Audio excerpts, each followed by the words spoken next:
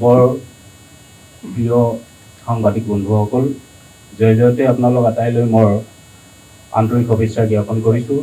তাৰমানে মোৰ দেউতাও অসমৰে হয়, এই তেনেকৈ মই মানে আগৰ পৰাই অসমীয়া জাতিক খুবেই ভাল পাম, কিয়নো মোৰ দেউতাও অসমীয়া মানুহৰ লগতে ডাঙৰ হোৱা।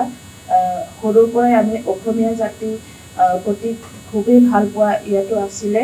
সেই সময়তে আমি তেওঁক মানে অসমীয়া এজনীয়া মানুহ হিচাপে লগ পাইছোঁ, আৰু তেওঁ লগ পোৱাৰ পিছত তেওঁৰ মা দেউতাৰ কাহিনীবিলাক শুনাৰ পিছত মোৰ বহুত দুখ লাগিছিলে। প্ৰথম যেতিয়া লগ পাইছোঁ তেতিয়াই মানে কথাখিনি শুনি বহুত ভাল মানে দুখ লাগিছে।